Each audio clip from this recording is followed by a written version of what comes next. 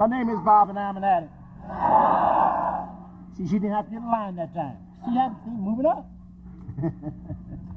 And you would think my schedule was like heavy. Don't believe it. But I've learned a few things around here. Is trying not to overcommit and commit to something that I can't measure up to, or even the possibilities of doing those things. At one time, I would have told her, yes, I can do that. And I don't even know if I've been in town or not. But that's part of that thing, that addiction, in the character of what addiction is about. And I don't know what I'm going to talk about tonight. The thing that came downstairs was what can I leave you with? What message can I convey that you may have at least a little bit of hope that this here thing can work for you? Perhaps at this particular time, I perhaps don't look like a dope fiend.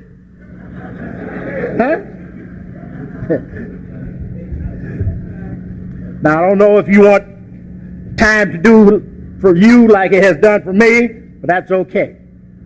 If you're alive and in this room tonight, you got a chance. And I think that's one of the things I think we need is a bit of hope.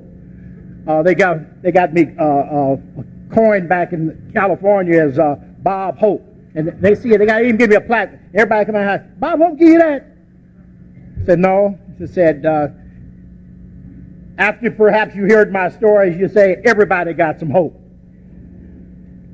And I think that's very, very important, because I think that we come here with a certain amount of futility or despair that there is no hope, we perhaps will not stay. And I think this is one of the things, one of the things I've come in here tonight, and one of the things was a pleasure to see. I finally got some other old heads here like myself. If there's any lesson in that, just said we don't have a lot of old dope fiends in this house.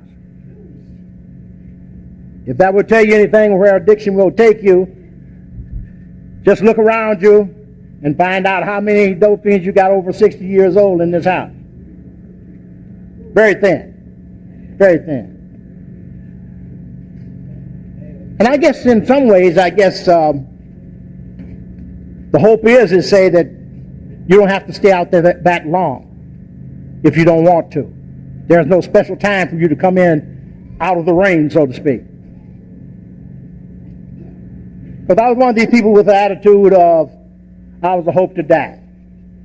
And I was about to die. And I was coming closer and closer to dying. And death is not one of these things that I'm afraid of. It's just the dying in between. That's what gets us here. If it was just death and it was over with, we'd probably go ahead and do it. Because many days I woke up and said, I wish I was dead. But I had no hope, and I had that despair, which they're talking about without hope. I was born and raised not too far from here. I say not too far from here. I was born and raised in Cleveland, Ohio.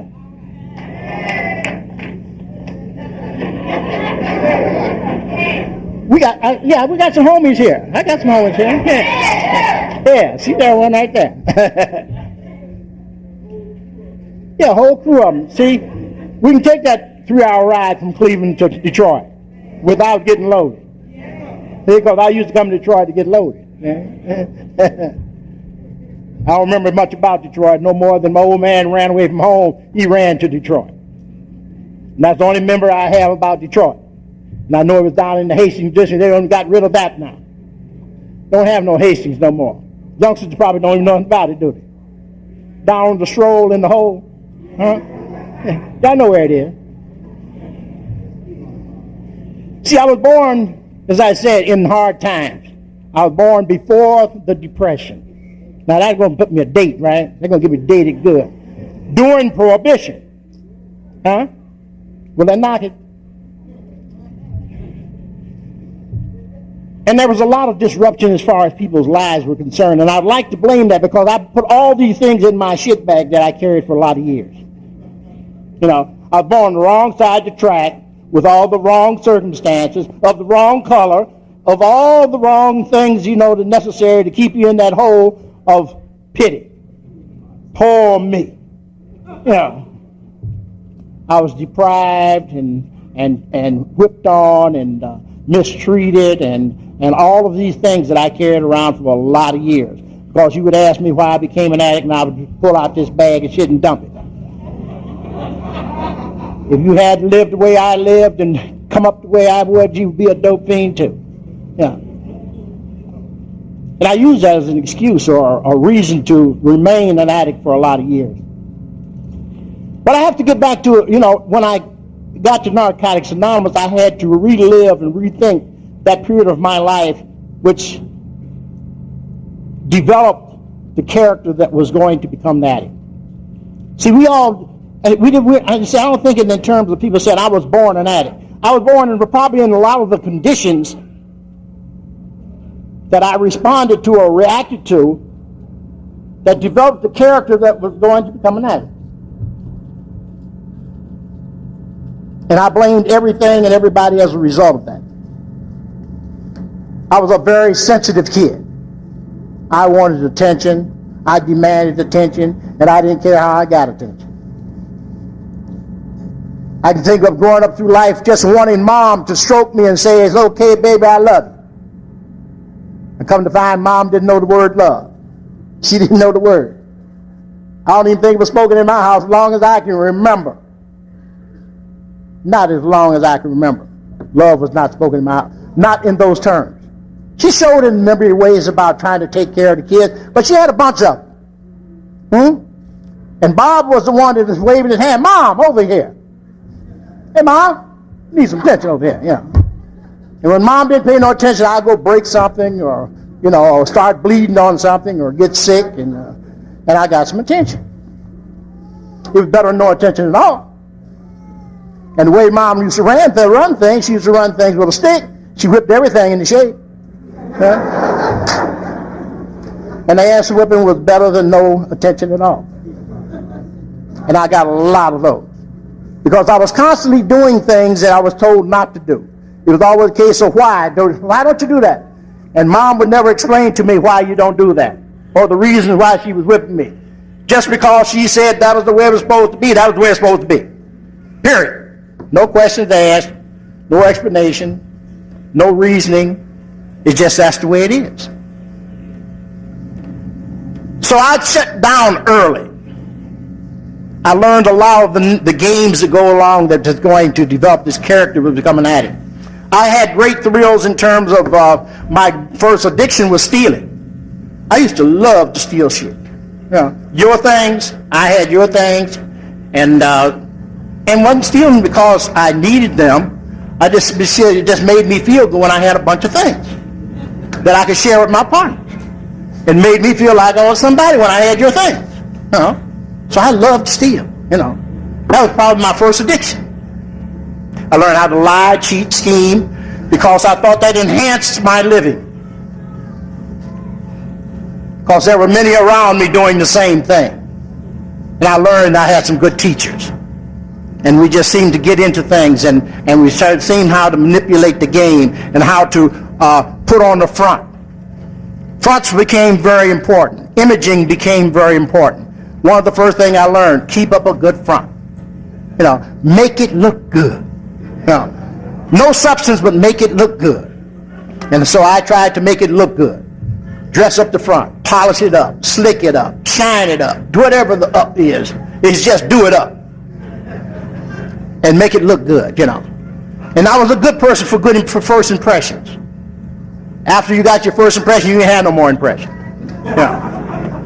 Along with that, I think we developed this here thing in part of that little con game that we play.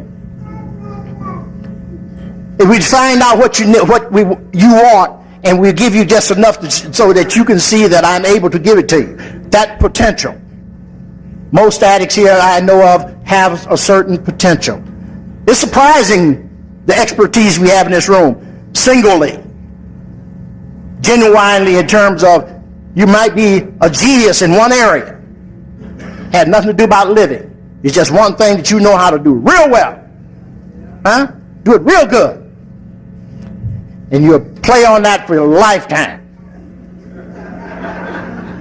And hope that you can see how much mileage you can get out of it. And I was one of these people to put on a good front. I got through school by polishing the apple. How you call it, polishing the apple stage? Because it was a period of time, find out what the teacher wanted, find out what was needed to get by, give them this, that, make it look good. And sometimes it was just, let him go, he got that potential. You know? I see it in him because you done made that flash or made that little impression that you can do it, you know the lesson, and you're going to ask them, you know, if you don't know, you're still not going to let them know that you don't know. Huh? You fake it off pretty good. And I was a good fake about making that impression that everything was okay. I knew what was going on, knew what was happening. Now, I didn't have too many role models. Growing up, there was only a few role models I could even think of. Probably Joe Louis is probably the best one, Detroit boy, you know. The only role model we had during those days, you know, when he kicked ass, you know, like we took a little pride in that, you know, and clapped ourselves on the back. Hey, we can do it, you know. We can be somebody. My other role models were the joker standing on the corner under the bright light with a long car and 2 or 3 ladies on his arm and talking shit. My role model. Wanted to be just like him because he's the only one seemed to be having fun in my neighborhood.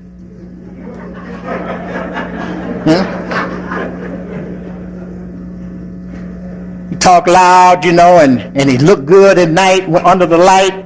I didn't know that they didn't look as good in the daylight as they did under the light. Yeah. It's surprising what them lights will do for you. It won't show that grease stains on them shirts, you know, and on them suits, you know. It makes the shoes look good, you know, whether they got soles or not, you know. And them Cadillacs was parked in the alley, you know, and during the daytime they slept in them, you know. But at night they roll them out and park them in front of the club. Looked good to me. And from where I came from, everything looked good to me. Because we had none of that in my household.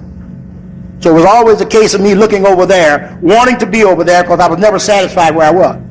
I was always looking over there. I was living in fantasy land. I love fantasy. I tried to live fantasy. You know, I fantasized on a daily basis, daily, most of the day. I was tripping. You know?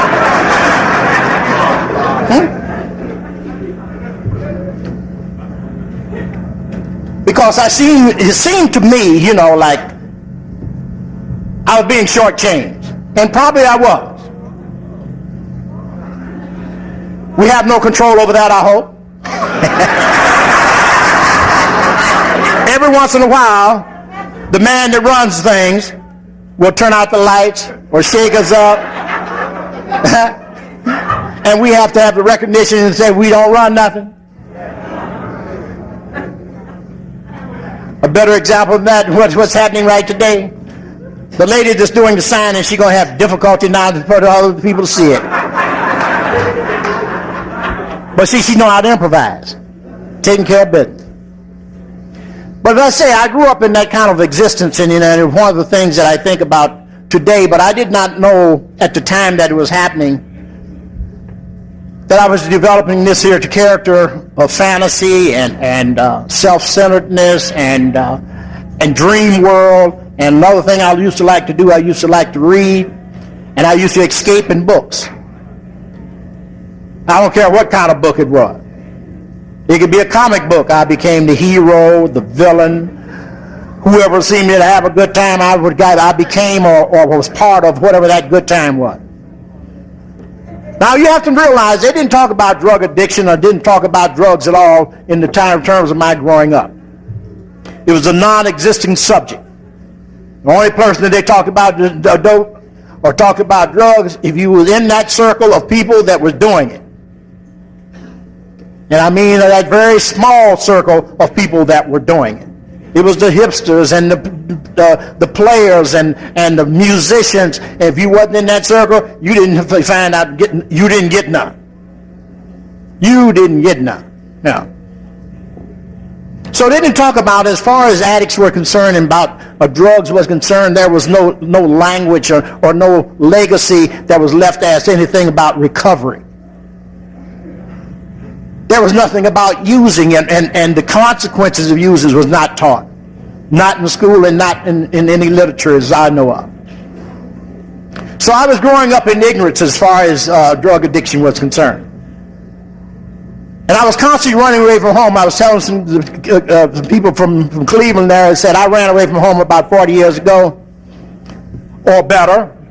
No, it was longer than that. I hate to tell you how long ago it was. I ran away from home in 1945. How long? That's 50 years ago, isn't it? Wow. Time flies when you're having a good time. At least I thought I was having a good time. I ran away from home to have a good time. I ran away to the service and I played the same game I played when I played through school. I polished them up, and I called my polishing the brass era. I polished brass for the next 10 years in the military, all over the world. And I practiced my addiction all over the world. And I didn't have no problems about getting drugs all over the world. I learned a lot of lessons about drug addiction in my experiencing the use of drugs. I thought I had a firm grasp on this thing and I could quit anytime I wanted. Because when anybody presented to me, boy, you better quit that stuff, boy, they're going to kill you. I can quit anytime I get ready. I'm just not ready. I learned all the substitutions that you could use as a result of use one type of drug, you can find another one that will substitute just as well. I used heroin for a whole year and didn't know what hook was until I found myself without any. Then I found out what hook was. Then I found out don't get too far from connection was. And I found out all the things that you could substitute one for the other was. Because morphine was a good substitute for heroin as far as I was concerned. And it was in the military, they had a lot of it. And being a good thief, we were in business. But nobody told me about the consequences or the progression of this thing, this disease that we have. And I thought I could quit any time. It worked for a long time, and then it gets to the place where it stops working. No amount will work. No amount would work. Only time you see me would work was when you was almost out of it. Did it work? But you always had to come back and do it all over again. And you find yourself in the progression in that wheel of addiction and not knowing that you even got a problem because you haven't suffered the consequences of those actions just yet. As I said, yet. Because it becomes so outstanding that this disease of ours become terminal. And not only will you know that you got a problem, everybody else has been telling you know you got a problem. And they start doing things about it. When you stop showing up from work or stop showing up for duties and stop doing your things that you're supposed to do, you become very obvious to everyone around you. And for a while you still don't think you got a problem until you have to face some of the consequences of your action. Now, I stayed in the military for a long time, and I played that game of polishing the brass. I lived on my merits of how good a soldier I was for a lot of years. I got through a lot of shit by polishing it up good. Good soldier. Oh, he's outstanding. He's been decorated. He's been, until he comes to a place of no tolerance. Because we're not going for none of that shit no more. Because I stopped showing up. One thing. Because I had to do one thing, go get it. See? It dictated what I did any given day. It would get me out of the bed, it would get me into a Jeep or whatever, and get me downtown and get me running the street on a regular basis. And people get to a place where they don't tolerate that type of behavior. Then you get to snatching and grabbing and stealing everything in sight. And people don't tolerate you taking their things but so long. And they get tired of that, and they start doing something about it. So what they did was they gave me some time, strapped some time on me, and put me on the street. And told me to go make it. If you had asked me, I would have told you I knew everything about living. And I had never lived and never been responsible for myself. I went right for mama, went right to military mama, went right to penitentiary mama. Now I ain't got no mama. Now I'm in trouble. Can you imagine a 5-year-old standing out there in the middle of Detroit, Cleveland, West Coast, East Coast, hollering Bible. But the disease will get you out there hollering mama. I don't care what kind of mama it is. Don't make no difference. Anybody's a mama. Shit. Don't take care of me. I want it. They got a lot of out there that, take care of them. Until you run through enough of them that you're not capable of catching a mama. Then you're in deep trouble. But penitentiary serves as a good substitute. It gives you 3 hots in the cot, no responsibility. But you got to get out someday and do it all over again. So time and time again, you do the same thing over and over again. But in my travels, we become very creative. We're good beggars. We know how to beg. We can get on a bended knee and drop a tear on a sucker, and get them to feel sorry for you. Poor thing. They got a lot of them out there, poor things, looking for somebody to take care of. And Bob was volunteering. I'd volunteer. Hey, mama, take care of me. Shit. And I ran into this lady because I had been schooled well as to what to pick now. Because I'd pick through the crowd, the ones that you have running partners and all them things that they can't hold up. The ones that can't hold up, can't meet the criteria. Okay? They can't run to jail and put money on the books and can't write you letters and can't visit you and might not be there when you get out. It might not have a place for you to stay. Okay? You get to get very discriminating as to who you pick now. And I had a volunteer. She came down to county jail and volunteered. Said, what we got to do is that we got to get married. No problem. Well, sucker ain't got nothing to go for anything. Right? I had nothing to lose because I ain't had nothing. Anything I got was a plus. So we went across the street to the courthouse, and she got them papers and things to sign, and I said, I do. In the next 2 years, I like to run the lady crazy.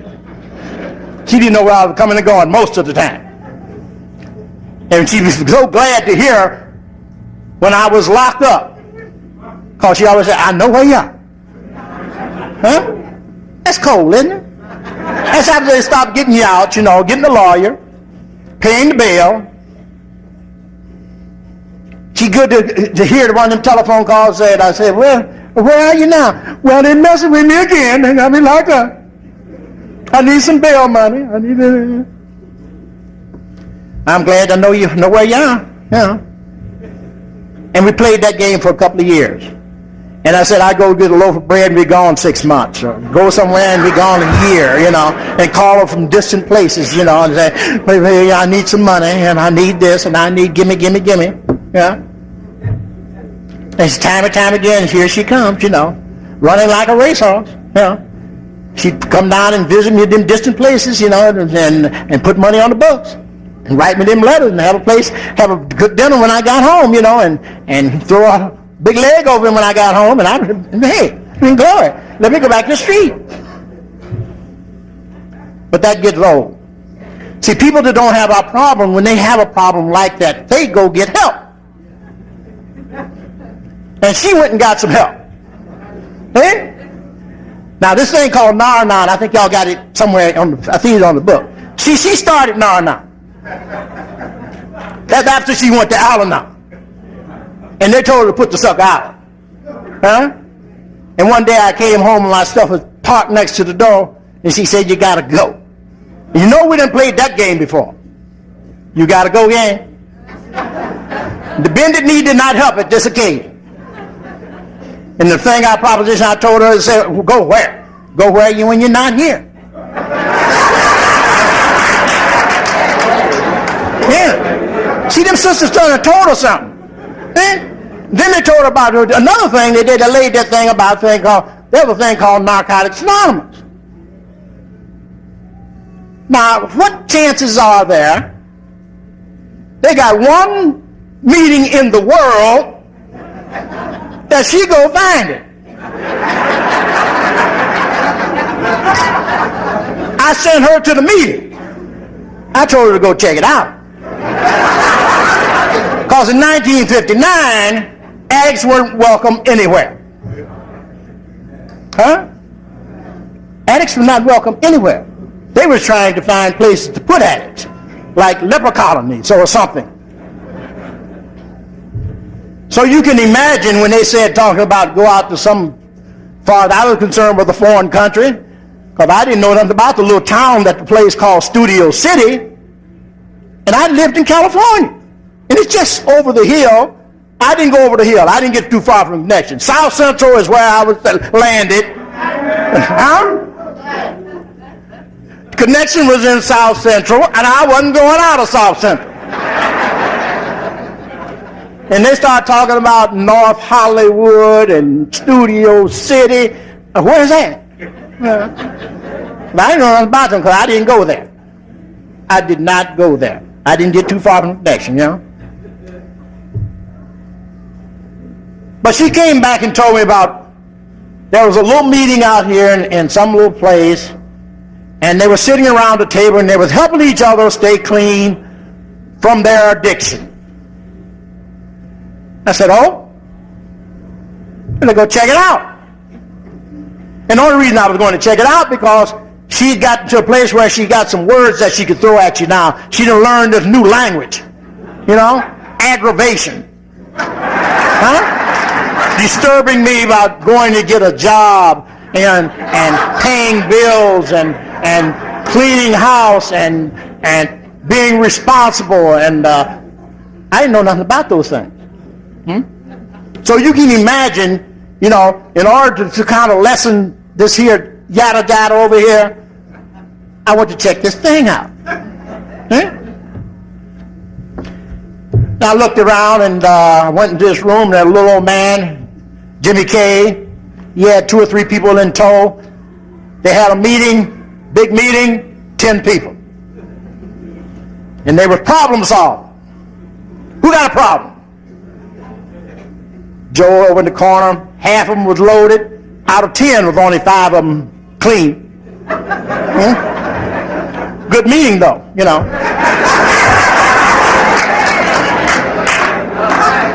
Because you have to realize, you know, the message had not gotten through. We're still in the learning stages. And so he was talking to these people. He said the way you don't get hooked is you don't use. That's too simple. Huh. Really, this isn't inconceivable, but you know, that's all? You mean just don't use it? Don't get hooked? Yeah. How you do that?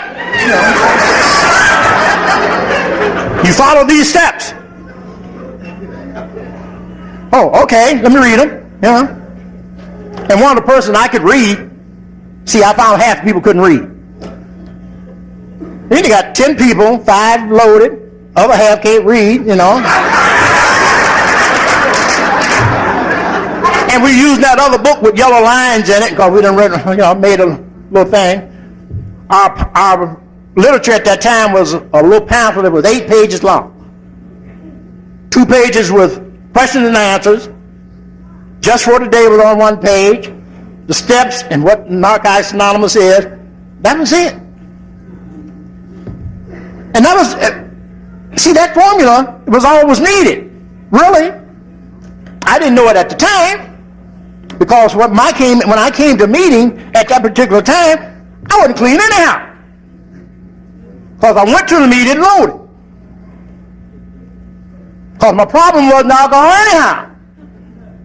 So I'd get me a short dog, knock me off about half of it, and go to the meeting. So I could get loose.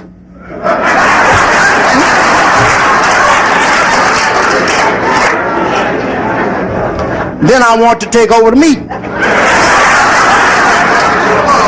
Because you know I got a problem. Right? The man's messing with me. I don't have a job. Don't have no money. Don't have a car. I don't. Gimme. Fix it for me. And that's all they do is keep coming back, Bob. And they come visit me when I got locked up. And they ask me whether I ready. Huh? Of course I'll tell them, yes, I'm ready. You want us to pick you up when you get out? No, I got some business to take care of. Dope fiends got more business to take care of when they're locked up. Locked down 10 years, and the first thing you do is say, I got business to take care of. You know what the business usually is? Old places and old faces. Huh? And it's always the case of me, a little taste for old time's sake. Huh? And anytime I took a little taste for old time's sake, I was going to get up. Without exception. Every time. I don't care. Just one time. Just a little taste, you know. I always got up. There was no exceptions to that. But something happened in rooms like this here. You're given that formula that at some point in time, when you're in probably the pits of despair or something happens that your head will allow something in, usually, if you're in jail, it's called when lights out and all lines subside. Huh? And you got this formula, and that's the only thing you got to read. And you got to read these here steps. See, they used to let me carry my little book into jail with me. Huh? That little pamphlet I had in my back pocket, I had scribbling all over it, and addresses and telephone numbers. And, I stick it in my back pocket, and man sent me to jail with it. It got me out of jail a couple times. Oh, yeah, what you going to do about your problem, Mr. Barrett? And I said, I'm trying to get myself together. I'm going to Narcotics Anonymous. It only worked for a while, you know. He said, you take that book right on there with him, lock him up.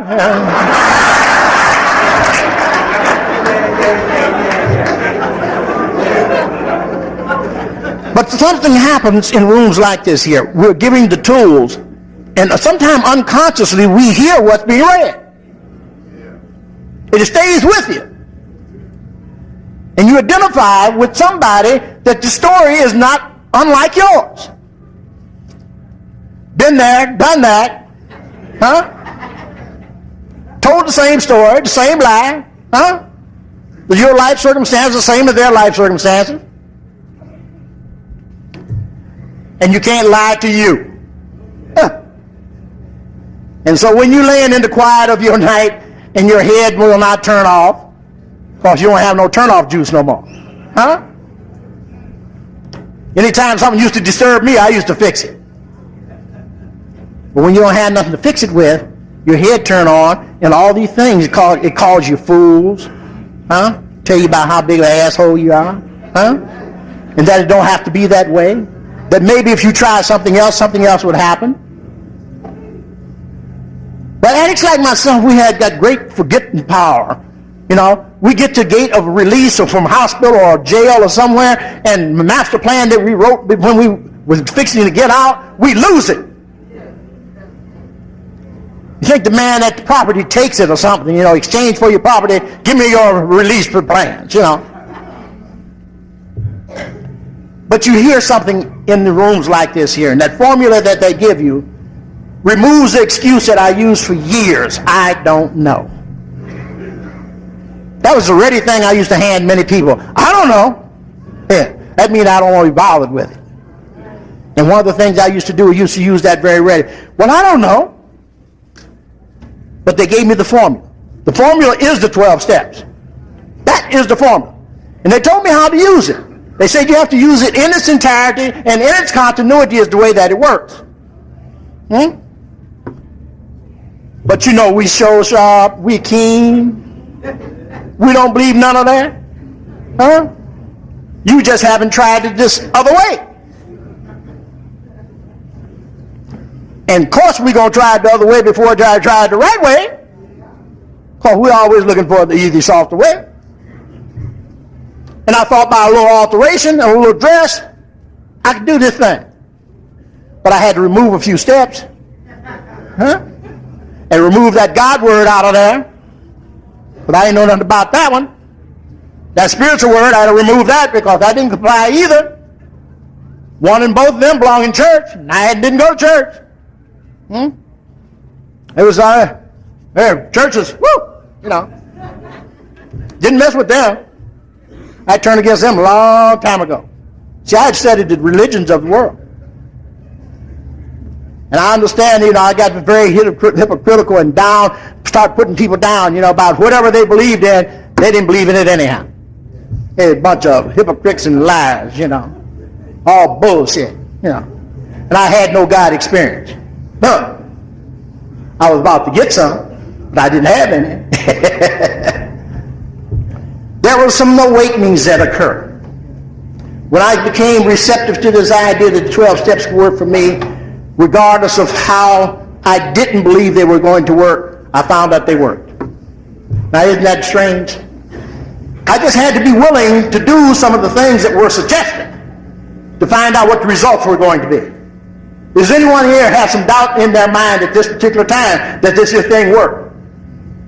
My challenge to you is to do the 12 steps one time in its entirety, in this continuity, regardless of not believing. If you believe, you don't have to believe it. It'll still work. The steps work like castor oil. You don't have to believe them. It'll still work.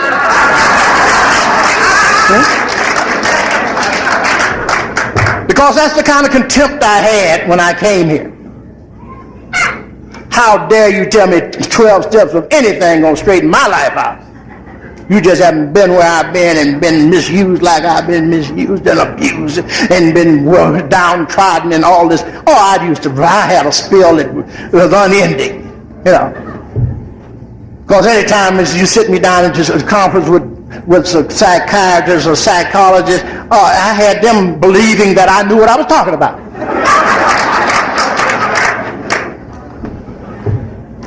And the only suggestion they always gave me, he said, that's great, that's the answer, baby. Hey, go ahead, you turn it on, you got it. And I have nothing. Somewhere along the line, I had read some case histories, and I'd give them some case histories, and I gave them some of that yada data that I'd come up with, at any given time. And they thought I knew what I was talking about. Called feedback. I give them good feedback. Learn how to give them good feedback. So how could he help me anyhow? He couldn't help. But with the contempt I had got to the place where you become receptive to anything because you're hurting so bad, you need something, you need help. And sometime laying on your deathbed, experiencing nothing happening, do you come to the realization that your way is definitely not working and you better try something else? Better try something else, just to see what's going to happen. And that's the kind of contempt I had when I worked the steps the first time, was it's not going to work, but I'm going to try it. And what usually happens is there's an attitude that comes about. There's something about what you're feeling that changes that you like. When you start feeling better about yourself, very often you start doing better about yourself. And when I start liking myself, I want to do better about me. I want to take care of me at that particular juncture in living. Like, shit, I'm such a bad guy after all. I'm worthwhile saving. You're talking about get a life? And I start getting a life. And I thought life was gone, and I could give you all the stories about why life was gone. I lost my daughter, and I lost my wife, and I lost this, and don't you understand? There's no worthwhile living, I hadn't been living before. And I had no God experience. And in the process of doing these steps, it was kind of like, okay, I'll believe your God is okay. It's all right. It's all right. And I had to do some things in order to have some God experience, to know that God had been working in my life all the time. And I understand how prayer works. Because people had told me many a time, they said, I've been praying for you. Their prayer was answered. Because I wasn't praying. My very survival had been at the extent of somebody else's hand. And I think of it in terms of the hand of God. I had survived against great odds. I had survived against great odds. I had been at the brinks of death on many occasions. And I did not save me. When I look at it, how did I get out of it and others have died? Others were killed. I went to Korea twice, and I got back home, and the only thing that was very vivid in my mind is death. That's the only thing I remember very vividly is death. I was loaded most of the time.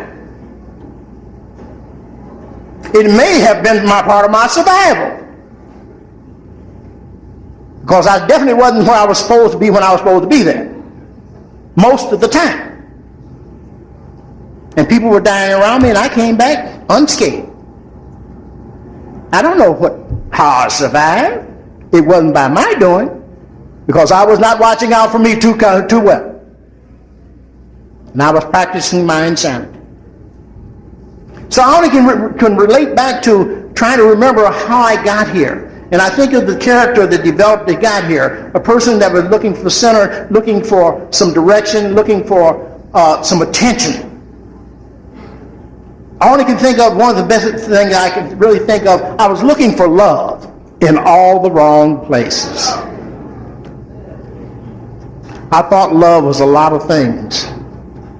And I've just fairly recently come to understand what love is all about, period.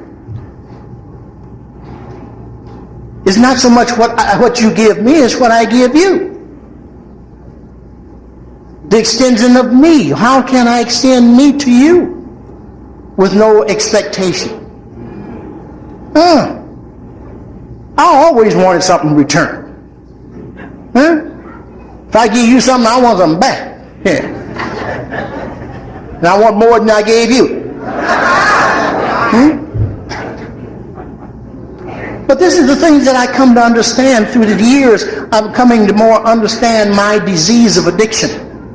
I'm going to understand the character of me. And I have the tools in order to do something about it.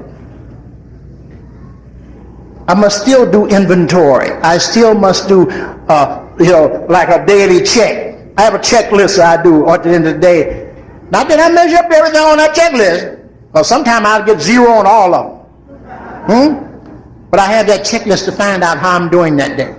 Like, Bob, did you say thanks? Did you give thanks? Did you have a prayer today? Did you do something for your fellow? Those are the things that I need to do today.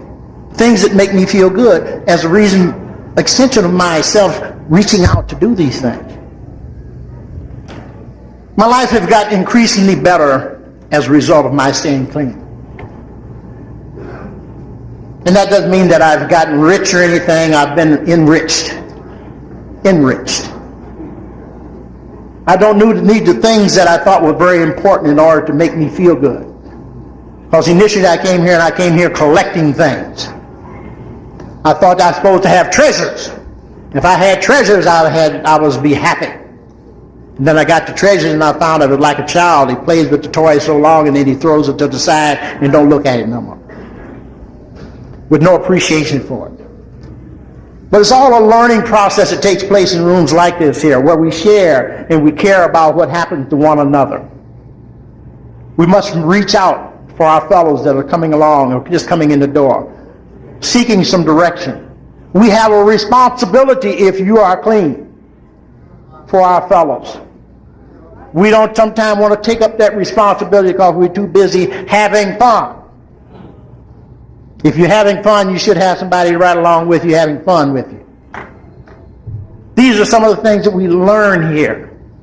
And sometimes we have to take the responsibility. If you got some time, you have a responsibility to the man that's coming in the door. Because we get the big car in the house and we don't want to take no dope fiends there no more. Can't take no dope in my house. Yeah, he might throw up on the rug or something. Might steal some of my goodies. Can't put him in my car. I ain't got time for him. When you come on the phone, I'm just leaving, baby. I can't get time to talk to you. We must learn to extend ourselves, to reach out to our fellows. The riches and the rewards of that is what sustains us and keeps us here. People ask me today, you do this much today as you did. Hey, that's the way I stayed here. That's how I enjoy living. See, I'm still a pleasure seeker, folks. Don't get it wrong. Huh? I just don't seek it in the same way that I used to. See, I'm still, that lying, thieving mother, that came in here. I just don't practice it anymore. Okay? Because I come up with a conscience. I learn things that I come up with conscience. I learned something about principles today. I find out what makes me feel good. See, I love to feel good. Okay? I used to fix everything. Then I didn't have to feel at all. Now I must feel today. And I don't have to run and hide from what I feel today. I can be okay with what I feel today. It has no relevance as to where it comes from. I learn how to feel today. Learn how to experience every moment of my living. What a concept. And I thought I had done it all, had lived it all, had felt it all, and only to come to find out I'm just being introduced to what life is all about. But it's not something to be run from today. I don't have to do it alone. There is that power that runs it all anyhow. That's all we do is part of the puppet show, in the sense to speak, in the game of life. We must be that object to carry out whatever the duties we must carry out, to be a participant in this thing called living.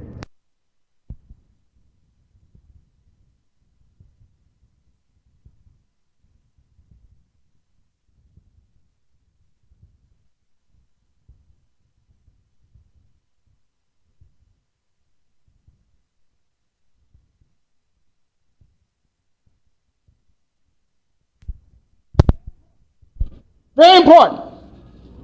Hope you came here to learn how to enjoy your living. This is not a thing of futility. I'm going to that damn meeting. Hope you come in here to learn how to live better. Learn how to enjoy what you got. Learn how to experience living. As I say, when I came to Detroit before, it was not experience living. I was experiencing some time. I can come in here and experience some living.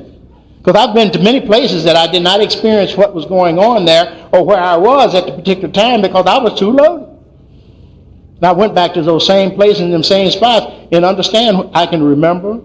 I understand what was happening. I experienced being there. I experienced living or some living experience about that particular. And I learned how to enjoy it and say, wow, that sure was beautiful. I appreciate sunsets and flowers, the beauty of my surroundings. I never thought about it when I was young. Never thought about it. Never dawned upon me. The only thing I can think of is cold weather or rain or something. But I got to go out here and get it. And they don't care how bad it is, you got to go out and get it. Wait, now run to California, called Cleveland, Detroit, and all them babies too cold. Now I had to be in the street. And they freeze out here in these tenement houses and things. They used to find those things, and they don't see them find as many as they used to because they got places to go. Can you imagine 1959, 1960 and so forth? They didn't have no places for those things to go. All they could do is lock them up. Lock them up. Lock him up. Lock him up. Lock him up. At least Narcotics Anonymous, I think one of the things we did, we left leaving a legacy that recovery is possible. There's a text that will tell you how recovery is possible. Collectively, you can ask questions and find out that recovery is possible. We come together in unity to find out how it works. And we stay together to see it work. And collectively, I know that this is a beautiful occasion here in Detroit that I'm a part of. This thing continuing to grow and to continue to work on a long-term basis. With God's help, it will continue to grow. I want to thank you and thank the committee for asking me to come here and to share with you. I don't know if there's anything that I might have said that may have helped you. If there is anything that you might need or think that I might be able to tender in terms to help you, I'm always available. I haven't cut myself off from the fellowship in terms of this is what it's about. Recovery is one of the things, it's a hand-to-hand operation. We use the tools of recovery in the process and learn how to enjoy your living. And may God bless all of you. Thank you.